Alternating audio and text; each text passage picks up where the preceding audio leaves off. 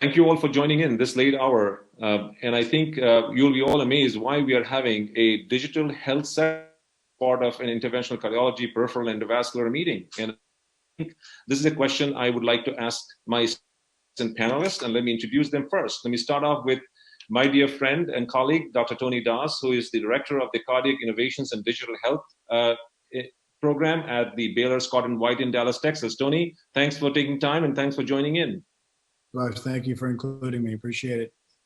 I also have our reimbursement specialists and experts in legal matters, Caitlin O'Connor from Nixon and Law Firms. She's a senior partner, and she's going to fill us in on the dimes and cents and dollars. And we're going to have probably an engaging Q&A with her as we move on through the program. I also have the great pleasure of having on this program Dr. Hon Pak, who is the Chief Medical Officer of Samsung.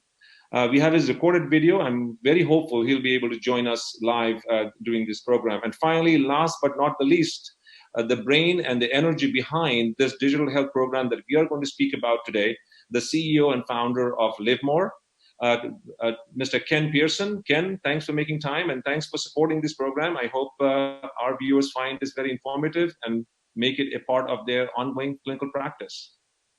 Excellent. Thank you. We look forward to it. So our session will include pre-recorded videos and a Q&A session. And there's a chat line that I'll be also watching, so please keep your questions coming. So Gerardo, with no further ado, please cue up the first video. Remote patient monitoring, or RPM, is more than just fancy activity trackers. It is a way to reduce hospital admissions, lower healthcare costs, and provide better care and outcomes for patients. With RPM, physicians can leverage data to help give patients better feedback regarding their conditions and treatment. In addition, RPM can also be a way to increase revenue for medical practices. It is important to distinguish between various forms or modes of virtual connectivity with our patients. While a telephone visit is a simple telephone call that we have been doing for many years but now has increased in scope and reach, the second option is a video call or a video visit where we have the opportunity to see the patient face-to-face through a video conferencing platform.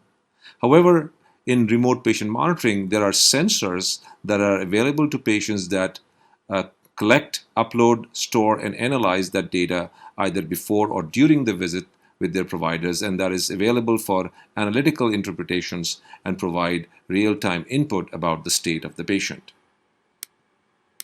It is important to distinguish between various forms or modes of virtual connectivity with our patients.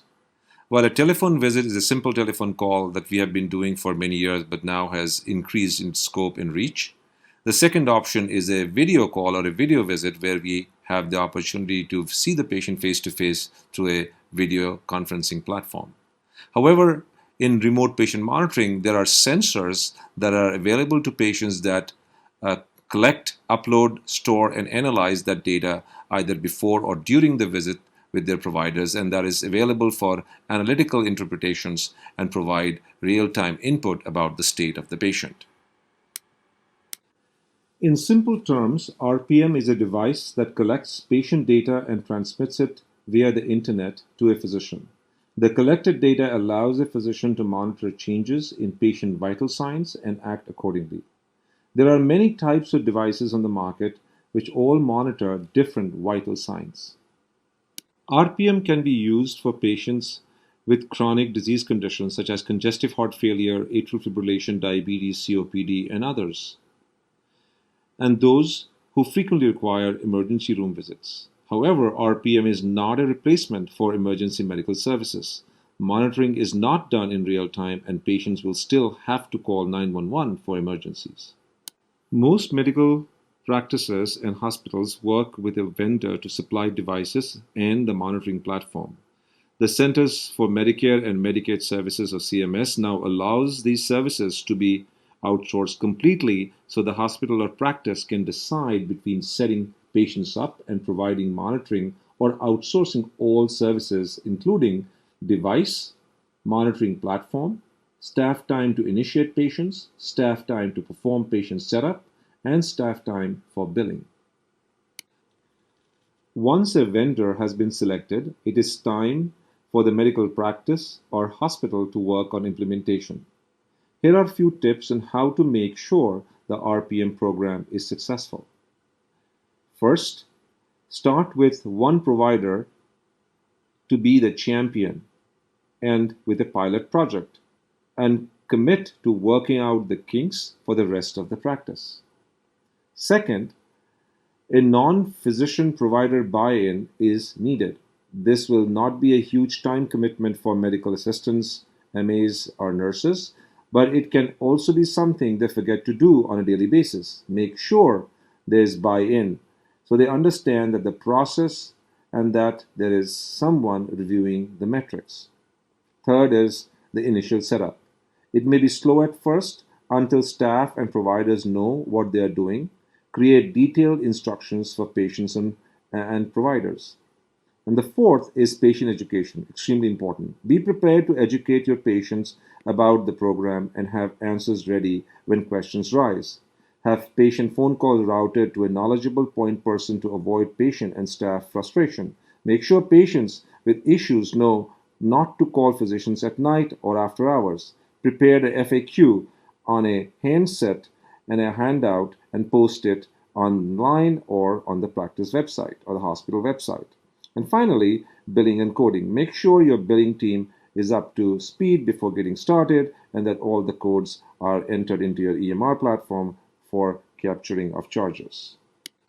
The VA healthcare system has been an early adopter of virtual patient contacts and remote patient monitoring. Frontline clinicians were instructed to identify patients both at primary care, mental health, and subspecialty care who would benefit from remote patient monitoring or virtual or telephone visits. Between March 1st and April 30th, 2020, VA distributed tablets on loan to more than 850 inpatient settings and to more than 7,000 veterans with access needs. A publication in the New England Journal of Medicine recently highlighted how fast the virtual healthcare has grown within the VA healthcare system. Between March and end of April 2020, the number of weekly video to home encounters rose from 7,400 to 52,000 for mental health, 1,000 to 13,000 for primary care, and about 1,200 to 21,000 for specialty care and rehabilitation. As it is shown in the figure, specifically for video to home visits, there was a rapid increase and also an explosive growth in telephone visits by approximately 131%. The reasons for growth of the virtual care within the VA is important to understand and highlight, as they may be applicable to many other large non-governmental and governmental healthcare systems. And these are, number one, ability for clinicians to practice across state lines. Number two, having a large integrated electronic medical record. Third is the lack or limited ability for sending patients out for community care. And finally, there was financial incentive both for the patients in terms of lower healthcare cost and additional workload capture for the providers. Finally, there were early adopters both at patient and providers level. And finally, availability of a technology infrastructure like having a Wi-Fi card built into the tablets with low-cost handheld device availabilities that have all contributed to the growth of this remote monitoring and virtual care within an integrated healthcare system. At our institution, we have had the experience to work with a system for remote patient monitoring, and it is the Livermore Halo system. I would like to outline some attributes of the system that have, in my opinion, contributed to its early adoption and success. And a lot of the credit goes to our program director, who has worked with the company to make sure these are integrated into the RPM. The number one, in my opinion, is the built-in Wi-Fi. After studying various failures of prior RPM systems, it was clear that availability of high-speed internet can be a limiting factor for patients, and therefore having a internet Wi-Fi card pre-inserted into the Halo tablet has been an essential feature. Second is that the upload of data from the sensors to the tablet and then from the tablet to the cloud-based data storage system, which is secure, is completely non-touch and automated. And that way it can be used easily by patients with various levels of education and familiarity with digital systems. The tablet also has an integrated video connectivity, which provides two-way communication, and that way it becomes a single portal for the patient to communicate with their providers. There is a waiting room to which they can check in online, and that sends a signal to the provider at a pre-scheduled time through the EMR, and a video conference call along with data review could be implemented. Finally, for the providers, there is a secure online portal through which all the data can be analyzed and interpreted. The tablet also provides a availability for upload of educational materials specific to the practice of the hospital. Therefore, the tablet becomes an information hub for the patients. Finally, many other disciplines, in addition to cardiology, have integrated their sensors like a peak flow meter or a digital stethoscope or a glucometer into the Halo system, which makes and speaks to the plasticity and flexibility of the system, has made it worthy of interdisciplinary use. Therefore, I would say that these features are essential to look out while you consider a specific system for your practice or for your hospital. Finally, I would like to leave you with two parting thoughts before we get into a discussion towards the end of the program. First is that remote patient monitoring, or RPM, is not, I repeat, is not any other telemedicine or video platform for conducting patient visits. It is a real-time capture of physiologic data via sensors, and it's reviewed by providers through online portals for making informed decisions. Second, that RPM, or remote patient monitoring, improves access to healthcare at a lower cost and is supported by a revenue stream with reimbursement codes that have been approved and implemented for both providers and healthcare institutions. More on this, with specific examples and more interesting information coming up in the program from my co-panelist, and I look forward to engaging you all and answering some of your questions toward the end of the program. Thank you. Thank you, folks. I hope you enjoyed that video. It's not pleasant to comment on your own video, and I will not do that. I'll go straight to my expert panelists and ask them this question.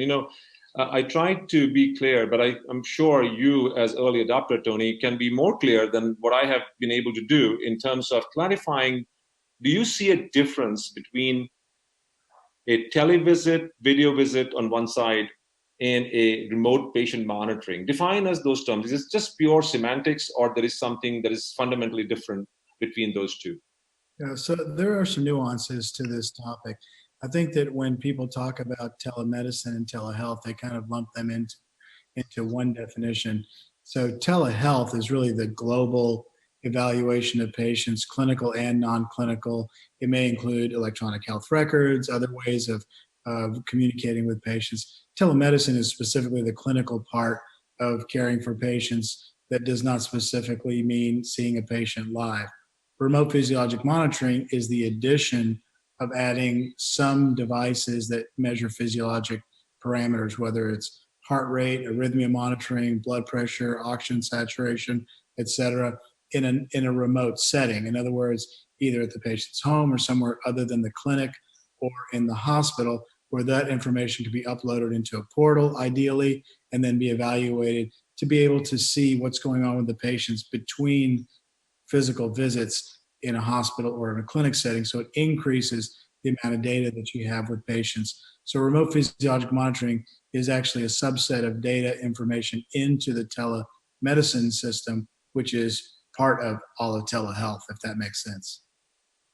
Thank you, Tony. Caitlin, I'll go to you for a second here. Don't give us all that you have to say, which is going to be in your upcoming video. However, I would like to call on you to give us a snapshot of how do third-party payers, insurances, view the difference between telemedicine and video visits versus remote patient. Do they see it differently, or this is the same continuum? Yeah, so I think the easiest way to think about it is to think about telehealth or telemedicine as a way to replace in-office visits. So typically the services you're providing via telehealth are the same services you would be providing in office as a physician, but you're taking them virtual. Whereas remote patient monitoring is completely separate from that. It's not a service you would provide in the office. It's inherently remote. It's inherently virtual. And I think that's the way that Medicare and third-party payers look at it as well. And that's how they determine the reimbursement amounts that they provide. That's how they determine the requirements that you have to follow when you're billing them. And there will be more detail in my video that comes up next about the discrepancy there. Thank you, Caitlin. How nice it is for you to introduce your own video. That's fantastic. I had to come up with my own. You can introduce your own video. So, Gerardo, without further delay, let's queue up Caitlin's presentation and we'll listen with great interest. Hi, everyone, and welcome to Telehealth plus RPM 2 + 2 = 5. My name is Caitlin O'Connor, and in this video, I'm going to give you a brief overview of the reimbursement opportunities and requirements under both telehealth and remote patient monitoring. So let's dive in. Okay, so first, before we get started, I just want to quickly introduce myself. My name is Caitlin O'Connor. I'm an attorney with Nixon Law Group. If you aren't familiar, Nixon Law Group is a law firm focused on healthcare innovation. My role within the firm is focused on providing legal, regulatory, and compliance counsel to our digital health and, you guessed it, telehealth and remote patient monitoring clients. So just a really quick legal disclaimer, this presentation and this video is not intended to be to constitute formal legal advice. This is for informational purposes only. If you have further questions when we're done, please feel free to reach out to me at my email address, which you should be able to see on your screen, and we can go from there. But for starters, this is just to be used for informational purposes. Okay, so what is telehealth? First and foremost, telehealth is different at the Medicare level and at the state or commercial payer level. Generally speaking, telehealth is intended to be used to replace in-office visits.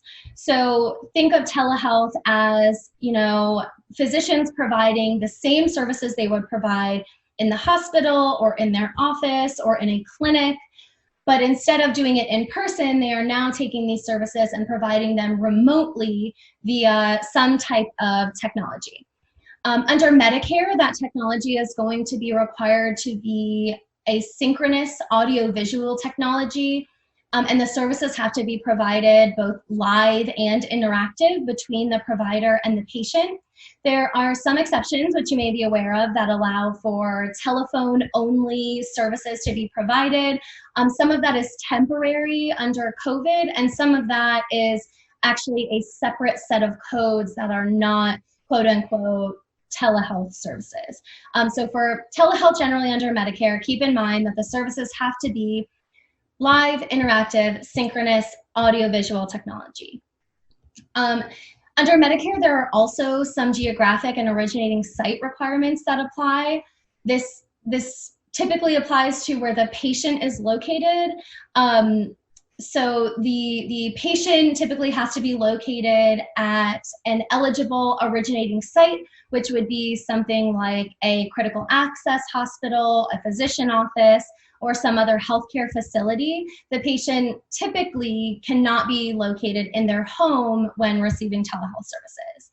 And then there are also geographic restrictions that may apply, which typically require that the patient be located in a rural or medically underserved area. These particular requirements, the geographic and originating site requirements, are pre-COVID requirements that have been loosened during the COVID-19 public health emergency, but that may return when the public health emergency is over. So I want to make sure to point them out now. Under Medicare rules, there's also a limited list of services that can be provided via telehealth. You can find that list on the CMS website. They are generally codes that represent services that would be provided in office, but that are now allowed to be provided virtually. Just keep in mind, though, that it is not an inclusive list of every service that is typically provided in person. It is a little bit more limited. So make sure you consult that list before you provide services via And then there's also a limited list of providers that can provide services via telehealth.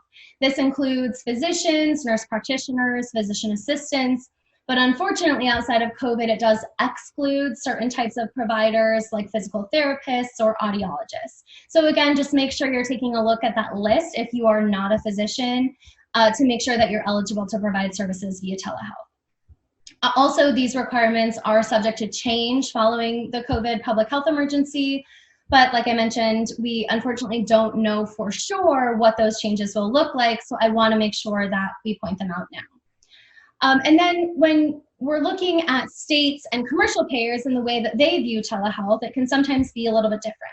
So many states will allow for different types of technology to be used. They will allow for audio only, or sometimes text messages or chat functions to be used to provide telehealth services.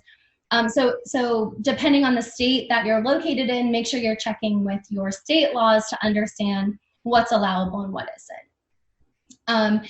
And then there's also something called parity in 40 states at this point. Parity essentially in this case means that many states have put forth laws that require commercial insurance payers to reimburse for telehealth services in the same way that they reimburse for in-person services. So that actually provides a lot more opportunity at the commercial payer level for providing telehealth services to patients. And as I mentioned before, during COVID, many of these restrictions at both the Medicare and state level have been loosened or changed. And there's always the opportunity that those changed restrictions will continue beyond COVID. We just don't yet know what those permanent changes will look like. So what is remote patient monitoring? Let's zoom in here a little bit. Remote patient monitoring is the collection of patient-generated health data by a patient or caregiver outside of a traditional clinical setting that is digitally stored and transmitted to a physician, QHCP, clinical staff, etc. So the difference between RPM and telehealth is that, like we said, telehealth is intended to replace in-office visits, whereas RPM is actually intended to augment the traditional delivery of healthcare services. This can help improve patient outcomes by allowing for earlier intervention and avoided hospital admissions. It can also reduce costs by, again, avoiding hospital admissions or in-office visits that would otherwise take place. And the great part about RPM is that in a lot of cases, physicians can actually use outsourced clinical staff, similar to the chronic care management model, where you're actually able to engage a third party to handle a lot of the monitoring services that are provided under these codes that I'm going to talk about in a minute. So some requirements to keep in mind. The RPM services always have to be ordered by a physician or qualified healthcare practitioner. There is typically an initiating face-to-face visit that is required for patients that have not been seen within the last year, although during COVID that has been changed. The device used must constitute a medical device under the FDA definition. However, that does not mean that the device has to actually be FDA approved. It again just has to meet that definition of a medical device. Some other documentation requirements, like documenting patient consent, making sure that the patient is understands that they're responsible for copays that may apply, and some other requirements listed here that I won't go into a ton of detail on because we have a limited amount of time. So let's talk about some of the CPT codes that are available. So first and foremost, CPT code, whoops, oh geez, here we go. Okay, just got to get used to this presentation software. Okay, so CPT code 99091. This was the original RPM code that was introduced in 2018. It's not used all that much, so I'm not going to talk about it in detail, but you can see the requirements here on your screen. And then we have these next codes, 453, 454, 457, and 458. These codes were introduced over the last 2 years between 2019 and 2020. These are the codes that allow for physician offices to outsource monitoring services to clinical staff And they provide additional opportunities for reimbursement for things like initial setup and patient education on RPM services and devices, monthly supply of the device. So if you are a physician office and you are providing devices to your patients, you can actually now get reimbursed on a monthly recurring basis for the supply of those devices. And then, of course, for the monitoring services themselves. So under 99457 and 99458, a physician or QHCP can be reimbursed for the aggregate of 20 minutes spent during a calendar month. And that is time spent analyzing patient data, interacting with the patient, and making treatment changes as necessary. And then we also have CPT code 99458, which is an additional reimbursement available above and beyond that initial 20 minutes that's spent under 99457. All right, so let's talk about some common use cases, and I'm gonna just stop these notifications from happening really quickly. Okay, so let's talk about some common use cases for RPM. One of the main use cases is for managing patients with chronic disease. These are patients with diabetes, COPD, heart disease, things like that. RPM provides a great opportunity for monitoring any vital signs or data that it would be helpful to monitor. Things like pulse oximetry, heart rate, blood pressure, weight even. I know weight can be an important measure for diabetic patients or maybe some heart disease patients.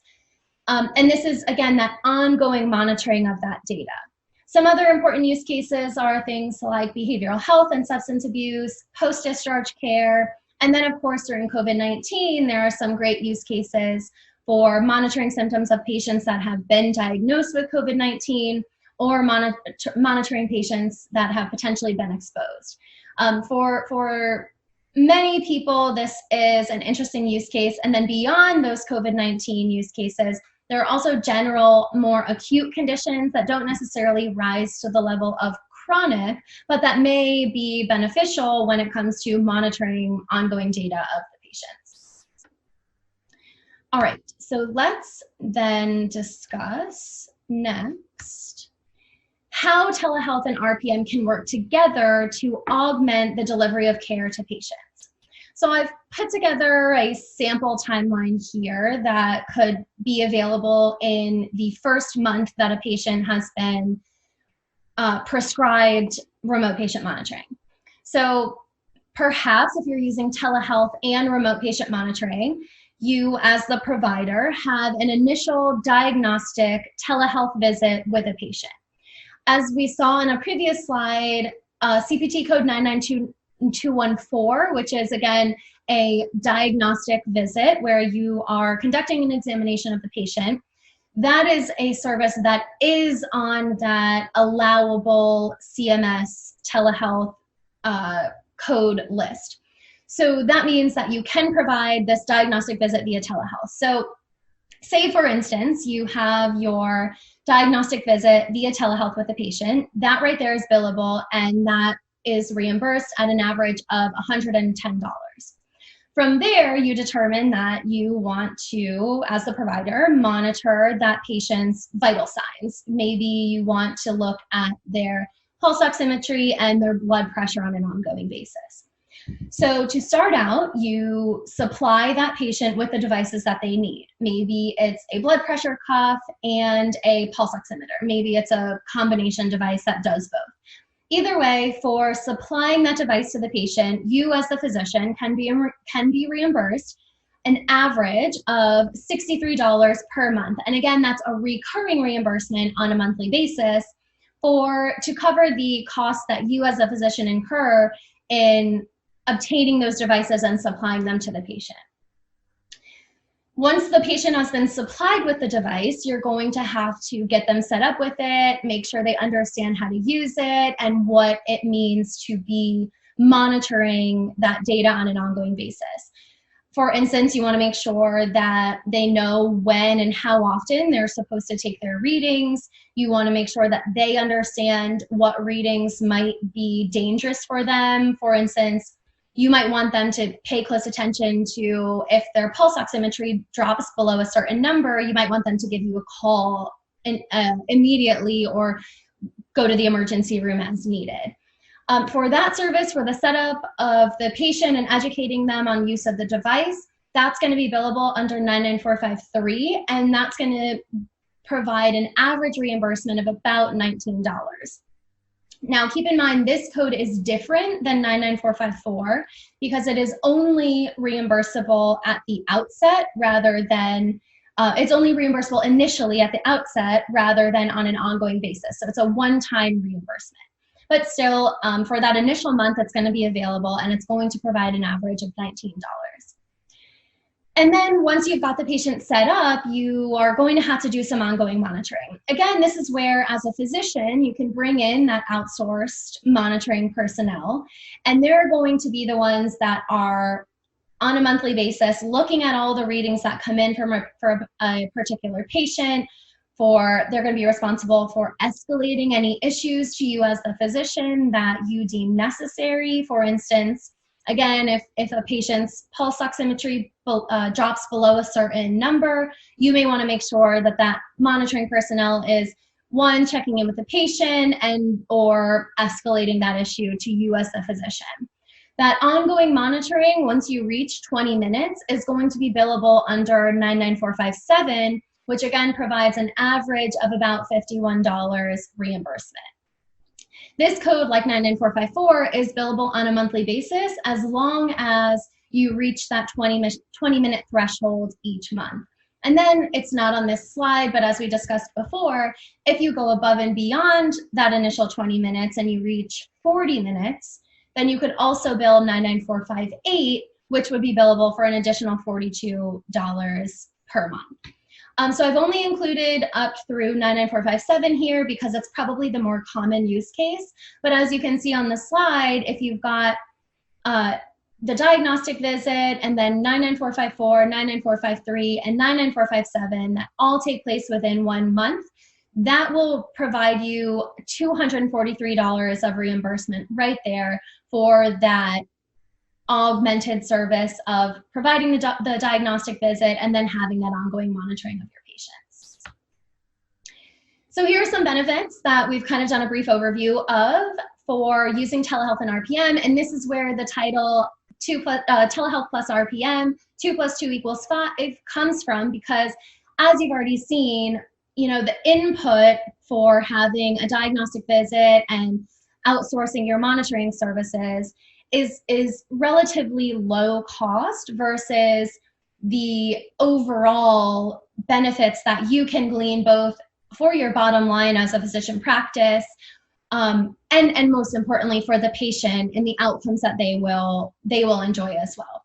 So you've got improved patient outcomes, lower overall cost of care, more engaged patients because they're the ones that are actually taking their readings every day or every week or whatever. And they are seeing those readings and they are understanding what is safe for them and what is not. And then of course, as we saw on the last slide, that increased revenue when you combine telehealth and RPM can really improve your bottom line as a physician practice. So that is what I have. I hope that this has been informational for you. I hope that you now have some tools to go back to the drawing board and figure out ways to augment your healthcare delivery to patients. Again, my name is Caitlin O'Connor. I'm an attorney with Nixon Law Group. Please feel free, let's see if I can pull this back up. Please feel free to shoot me an email at caitlin.o'connor@nixonlawgroup.com anytime with any questions that you have. Thanks again so much for having me and for tuning into this video. I hope to hear from you soon. Bye-bye. Caitlin, thank you very much for that in-depth discussion. I know you had to cut out a lot of material, but we are not going to let you go easy. We're going to ask you some very tough questions because as physicians and practitioners, we don't really get this that easily. So my view, the question that I get asked all the time, that these 99458 and other codes that you just mentioned that are for remote patient monitoring, and they have stipulations of number of days across which you can actually apply them. How would these codes work when we are after the COVID times and we are full time watching and seeing our patients face to face in our offices. So are these RPM codes still would be available and feasible to use, and how one should actually go about doing it? Yeah, absolutely. So I think that most of my presentation focused on the use of telehealth and RPM in conjunction with each other and augmenting the delivery of healthcare services that way. But the good thing about RPM, because as we talked about before, it is completely separate from telehealth, is that it doesn't have to only be used in conjunction with telehealth. And so when you get back into a situation where you're able to visit with patients in person, RPM is still going to provide you a really great opportunity for monitoring those patients on an ongoing basis in between the in-person visits. So to the extent that your in-person delivery remains the same that it was before COVID, which I'm not convinced it will, but if it does, that opportunity for RPM is still 100% there, and it's the same, right? You have an in-person visit where so instead of that initial diagnostic visit via telehealth, maybe you just have an in-person visit where you determine that the patient needs to be monitored.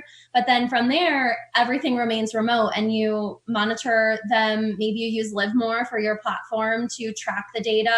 You've got clinical staff members that are looking at it for you on an ongoing basis, escalating issues to you as the physician when needed, and then you can intervene either through the platform, or maybe the patient does need to come back in for an office visit, but it gives you a lot more insight into their condition on that ongoing basis. Different systems. I practice at a hospital, and you practice in a practice setting.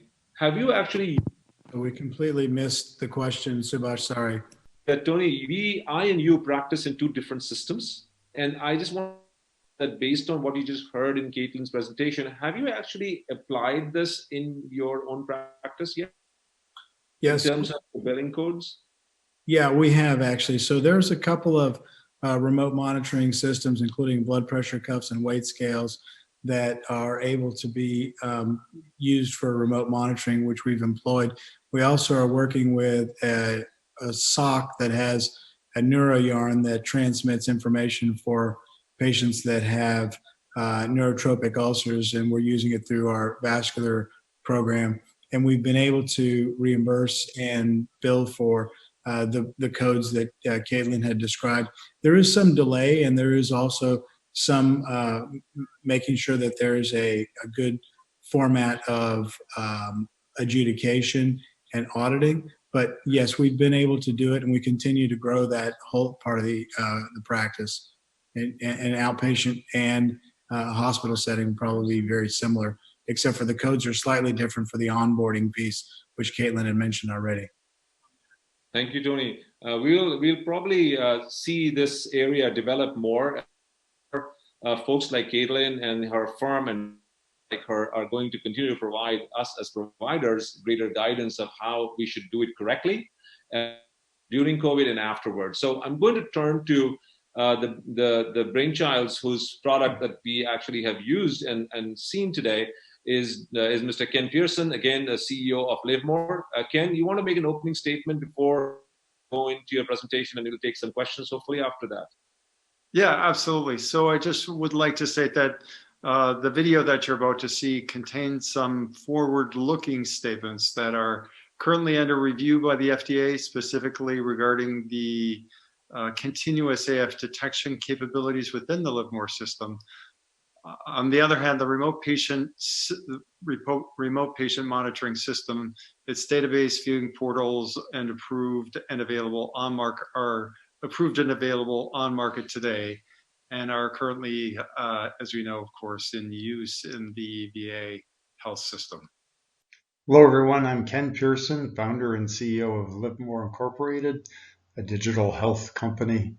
Today, I'll be presenting an overview of Livemore's Halo Plus system, the first prescriptable remote patient monitoring and telehealth platform that provides continuous monitoring of the cardiovascular system. I'll also be presenting the clinical benefits for continuous monitoring for the detection of both asymptomatic and paroxysmal arrhythmias, particularly atrial fibrillation, an overview of our clinical trial results, and a demonstration of the telehealth feature fully integrated into the system. The Halo Plus system consists of all the components in the diagram in the slide graphic above. The hub of the system is the Halo Plus tablet included with the patient's prescription. The tablet acts as both a Wi-Fi hotspot, cellular relay, and patient portal used for reviewing measurements, watching patient education videos, or enabling provider access through the video conferencing capability. The entirety of the system is both private and secure. All patient data is fully encrypted for transmission, and all archived data is FIPS 140-2 compliant, the DoD standard for security. Perhaps one of the most valuable aspects of the system is that it operates completely independently of a patient's home technology. In other words, they needn't have Wi-Fi, an internet connection, or home computer, or even a smartphone. That's, of course, particularly important for our patients who generally have limited experience with modern digital technology. To achieve this goal, the system was designed with this demographic in mind, and several iterations of human factors testing have refined and validated its ease of use by both Medicare and VA patients. The tablet collects measurements from all diagnostic peripherals wirelessly, including a wrist-worn wearable that monitors the heart non-invasively using light sensors, also known as photoplethysmography. The light sensor measures the pulse waveform with medical-grade precision, enabling the detection of cardiac arrhythmias suggestive of atrial fibrillation. The light sensors record the pulse waveform automatically and continuously throughout the night. The wearables also detect activity useful for the identification of motion in the pulse waveform and also for monitoring patient activity for cardiac rehabilitation purposes. The blood pressure cuff and weight scale are also convenient to use daily, allowing for increased effectiveness of hypertension and weight management, which is, of course, most beneficial to heart failure patient outcomes. The system is integrable with Epic and CPRS/Vista for the VA and includes both patient and physician portals and a telehealth video conferencing capability that I'll demonstrate at the end of this presentation. As mentioned, our wrist-worn wearable provides continuous monitoring of the heart automatically overnight and on demand during the day.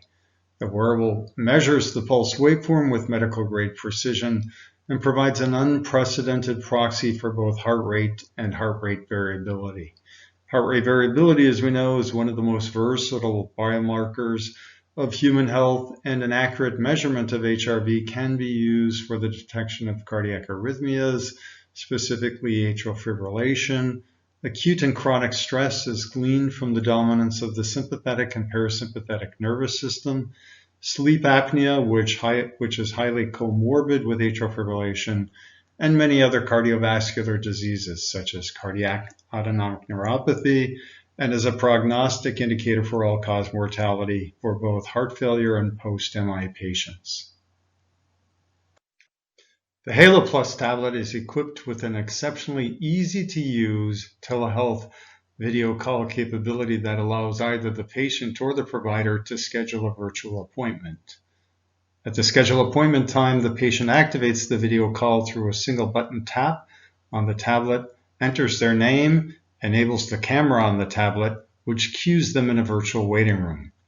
The provider logs into their telehealth portal and selects their patient from the virtual waiting room, which initiates the video call. Having this easily activated feature on the Halo Plus tablet eliminates many of the technical challenges that can diminish the virtual care experience for both patient and provider. Since the Halo Plus tablet is used only for measurement capture and review, or virtually connecting with the provider, there is a consistent and reliable patient-provider experience. As the remote patient monitoring platform can be easily accessed interactively during the appointment by both patient and provider, outcome and overall experience are substantially improved. The most pioneering feature of the Halo Plus system is non-invasive continuous monitoring for paroxysmal and asymptomatic atrial fibrillation. Detecting these arrhythmias is clinically important, though currently systemic population monitoring is not yet cost-effective, as no low-cost, non-invasive long-term monitoring solution exists.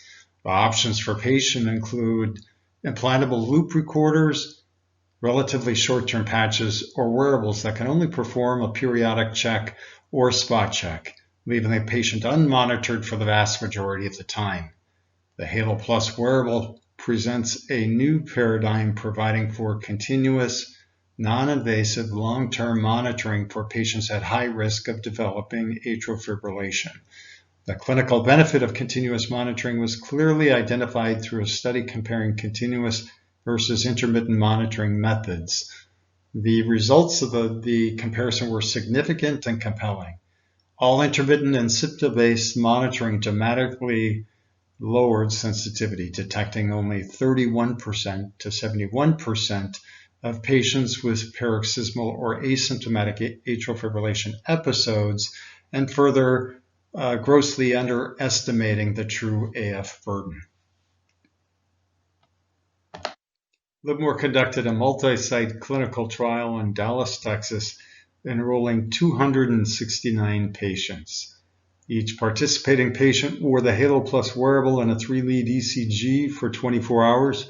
After the ECGs were adjudicated by trained cardiologists, results of the Livermore AF detection algorithm were compared to the ground truth. Only clean, analyzable, and concurrently recorded measurements were included. Relative to the gold standard, the Livermore AF detection algorithm was 100% sensitive on a per-patient basis and 93% specific. It's also critical to note that the predicate devices for the regulatory submission submitted only short 1 to 2 minute PPG recordings, and the comparative ECG was not recorded simultaneously. A comparative overview of the various forms of AF detection technologies highlights the key differentiators of the Halo Plus solution: a substantially lower cost, non-invasive, continuous, long-term monitoring solution that is currently unrivaled in features, cost, and performance relative to the standard of care.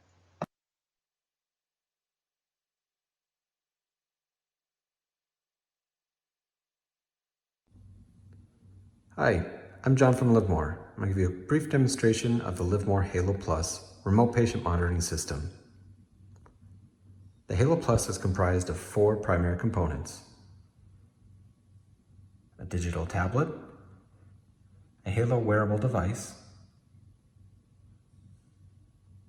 digital blood pressure cuff, and a digital weight scale. These 4 components are fused together in a package, and it's pre-configured for each patient. The Halo Plus tablet contains a cellular SIM card to provide internet connectivity for all of the components. This allows data to be uploaded directly to the HeartView cloud. The Halo Watch was designed to be exceptionally easy to use for patients. The device automatically records from 11 p.m. until 6 a.m. the next day. The patient is simply asked to ensure that the watch is charged, powered on, and worn to bed at night. When the patient wakes in the morning, the device is simply returned back to the charging dock.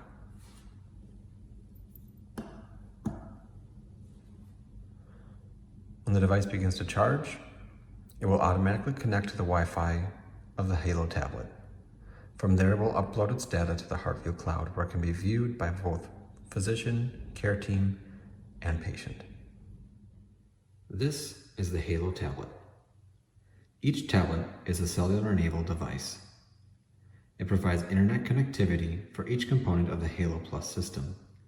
It also offers convenient access to many features for the patient, including access to the Livermore knowledge base, where the patient can view helpful tutorial videos, the quick start guide, and user manuals. There's also a dedicated button labeled Video Call to access telehealth video calls. There's also a dedicated page where the patient can upload their weight and/or blood pressure measurements. Lastly, the patient can access their HeartView account, as seen in the login page here. This is a patient HeartView account. It provides a dashboard view of all the blood pressure, body weight, and watch recording sessions that have been uploaded. Each watch session includes the date, start time, end time, average heart rate, and step count included in the session. HeartView is a web-based platform and therefore can be accessed on any web-enabled device such as Macs, PCs, iPads, and cell phones. The physician dashboard view is very similar to that of the patient and includes all the blood pressure, body weight, watch recordings as seen on the patient's view, but also includes direct access to the pulse rhythm data. This has been a brief overview of the Halo Plus system. Again, I'm John from Livermore. Thanks for watching. Have a great day. Hi, my name is Dr. Han Pop, Chief Medical Officer of Samsung Electronics America. It is a pleasure to participate in this Cardiovascular Innovations 2020 digital event in partnership with Livermore. The underlying principle that defines our 2020 vision for the future of Samsung Electronics is inspire the world, create the future. In health, we at Samsung strive to improve wellness, safety, and health outcomes through innovation and engaging consumer technologies. As a veteran of 26 years in the Army, I'm honored that Samsung has the opportunity to support the VA, and I'm proud that our innovative technologies are benefiting the veterans who have made sacrifices for this nation.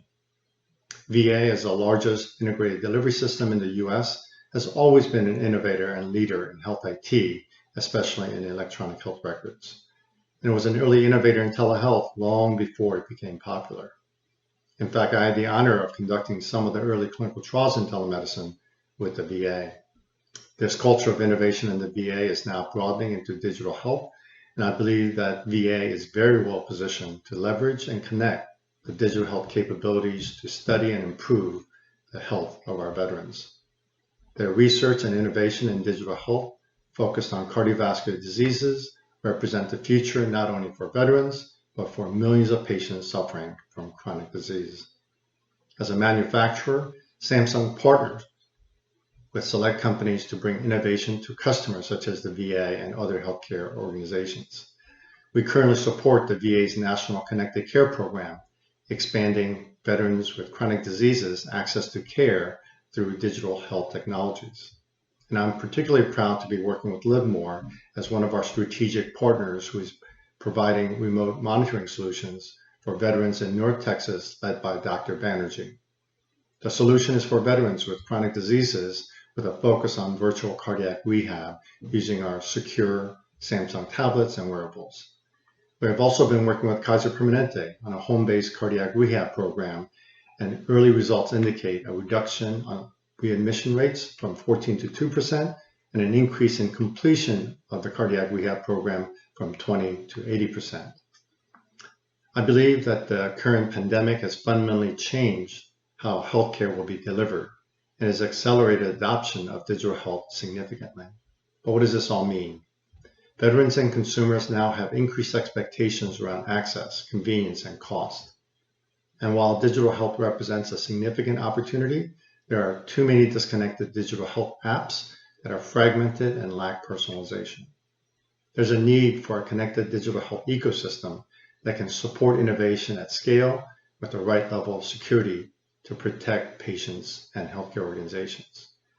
At Samsung, our digital health innovation has a strong foundation in end-user experience, and our latest devices have Knox, which is Samsung's defense-grade mobile security platform, which provides the speed, tools, and flexibility for healthcare organizations to rapidly deploy digital health solutions at scale. I wanted to share some exciting news.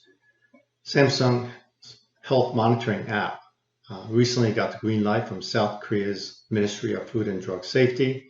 This means that Galaxy Watch Active 2 users in South Korea will now be able to get an EKG reading on demand. You also likely heard about the next game changer in cardiovascular diseases, our first-in-class cuffless blood pressure feature that was also recently approved by the Korean FDA.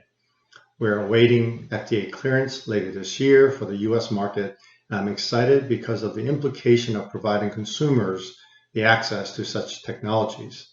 And as this group knows, nearly 1 out of 2 adults in the US have high blood pressure. Approximately 11 million US adults have undiagnosed hypertension, and most adults with hypertension in the US do not have their hypertension under control and need to have their current medication dosages increased or adjusted. Given the need and the potential impact of such wearables for consumers, I'm excited about the increased awareness and the potential it has to change lifestyle and behaviors to engagement, which will ultimately lead to better outcomes. And when you pair the advanced hardware of Galaxy watches with innovative solutions such as Live More, we have shown how we can create unmatched experiences that will bring transformation to how healthcare is delivered. I would like to thank the VA and Live More for allowing us to share what Samsung Electronics is doing in healthcare. We're proud to be their partners. Have a great conference. Thank you.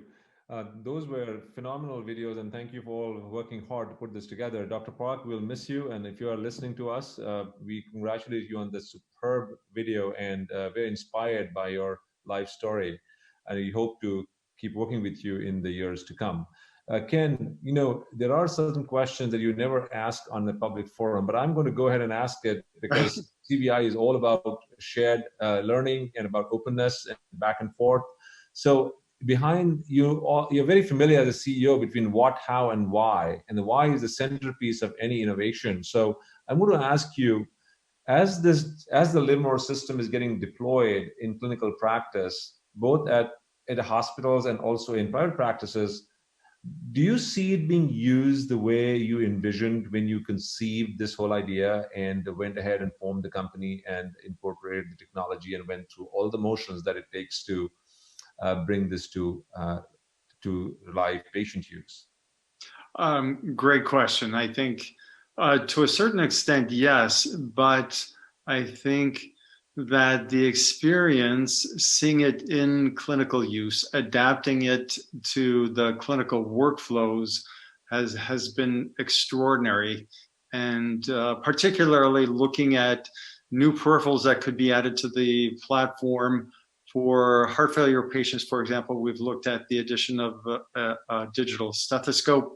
We've also looked at digital thermometers and other forms of glucometers, for example, that are fairly readily integrated into the system. So to answer your question, it's been such an incredibly rewarding experience to see it in practice, to see how it's evolved, and to pick up new ideas from the clinicians. They're fabulously creative people, and to be able to accommodate those interests. So we've learned how to present the information better, and to understand the patient's needs, what integrates them, what compels them, what engages them. So particularly at the VA, it's just been remarkable. So it's been really appreciate seeing its evolution in the clinical practice.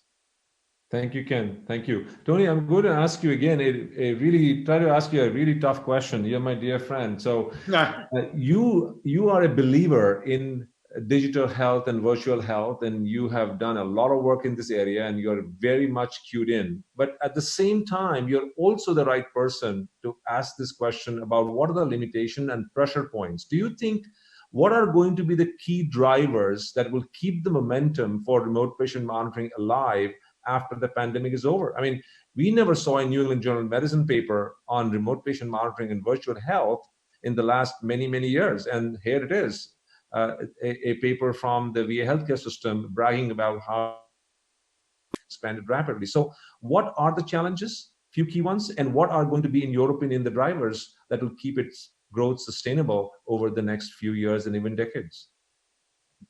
So it's a great question. I mean, I think that the biggest challenge is going to be able to simplify the system. So right now there is a lot of early adoption. People are very interested. There are patients that are in need that are not able to come into traditional clinic settings. those patients are not able to get access to physicians. So making something simplistic, I mean, the Livermore system is a great example of this, right? So it is a simple platform. There are peripherals that are added to it, and there are the ability for, arrhythmia management, blood pressure, weight scales, et cetera. So there's a large number of patients that can be seen. The issue that we're going to run into is attrition. So over time, as patients are able to come into the clinic and potentially be able to be seen again, will these remote monitoring devices continue to have adoption, or will there start to be attrition? And I think the ones that are going to survive are the ones that have a platform that's associated with their peripheral devices that is going to obviate the need for the patient to have an appropriate Wi-Fi connection or complicated password or applications on their phones. Some don't even have smartphone. And I think that we're learning that as COVID occurred so quickly with our transition from in office care to remote monitoring and telehealth, that we learned that there are patients that just aren't capable of doing some of these things. So I think that a simple platform is going to be what's going to allow the attrition rate to be minimal and to be able to increase the adoption. The second thing that we're going to be able to see is that clinicians are going to really gravitate towards the devices that give them a very straightforward amount of information that doesn't overwhelm them, that gives them the capability of really deciphering a large amount of information into small pieces that can be escalated through the caretakers in their clinics, whether it's medical assistants, then escalated to nurse practitioners, then escalated to physicians. And the devices that are able to do that in an appropriate manner are the ones that are probably going to be adopted and will continue past COVID and beyond. Thank you, Tony. That's a great vision and an identification of the challenges that one needs to be aware of. Caitlin, very quick 2 questions for you, because we can't let you get off this panel without those that I've gotten over the chat session. Number 1, just because Medicare has approved the RPM, remote patient monitoring codes, does it mean that all payers are going to follow or have followed, or are there variabilities in regions in the country? That's number 1. Number 2 is that if we do a device setup with the remote patient monitoring portal or system, like for example, the Halo system in the hospital, before the patient leaves the hospital after a procedure or discharge, can we build that, or it has to be done in an outpatient setting? Those are 2 very finite questions. Look forward to you answering them. Yeah. So they are finite questions, but they don't necessarily have finite answers. So, of course. So the first question about reimbursement, the general answer is that HIPAA technically requires private payers to cover everything that Medicare covers. The key, though, is that there's no time limit for that. So there's no requirement that they have to cover those services within a year. They can kind of take however long they want. However, the good news is we've already seen a lot of adoption of reimbursement for RPM with private payers. At Nixon Law Group, we've spent a lot of time collecting some data as far as what private payers are reimbursing, in what regions and how much. And it certainly varies by geographic region, just like Medicare does, in the amounts that we're seeing pick this up. There's telehealth that they cover via in-person services. And as we've talked about, telehealth and remote patient monitoring aren't typically the same under Medicare or state payer or private payers and Medicaid to cover the remote patient monitoring. So kind of a long-winded answer to a question that maybe is more simple, but I think the simple answer is yes, this reimbursement does exist at the private payer level, and on some level it's required, but I don't know exactly what the timeline is where we'll see every single private payer cover this. And then the second question, which was, remind me what the second question was? When you do the setup in a hospital after a procedure or a patient going home, can you actually do that? Yeah, so the question of hospitals and remote patient monitoring is always a tricky one. it's really going to depend on a number of factors. First and foremost is who is actually doing the setup, who is providing that service, because most hospitals are billing under Part A, or they might be Part A, B mixed, in which case if the hospital is employing the person that's doing the setup, then 99453 may not be billable. However, if it's a physician that is contracted with the hospital but billing under their private MPI through Part B, and they are the person that is doing the setup, then 99453 potentially would be billable. So the general answer, I guess, is that there's no requirement that 99453 that the setup have to be provided virtually or remote, whereas 99457, the collection of the data and the monitoring of it, that does have to be remote. There's no requirement that 99453 be remote. In many cases, I think it would probably happen in person. Just that specific nuance to when it takes place in the hospital might change the answer a little bit. Thank you. Thank you very much. I hope we have provided the answer to the question I asked before the start of the session. Why is a remote patient monitoring session included as part of an interventional cardiology and endovascular and structural heart interventional sessions and meeting? And I think you all have done a fabulous job providing that answer. And I think that patient visits and patient follow-up during these times, during COVID pandemic and beyond, I think it is going to stay. That's my feeling. I'm maybe optimistic.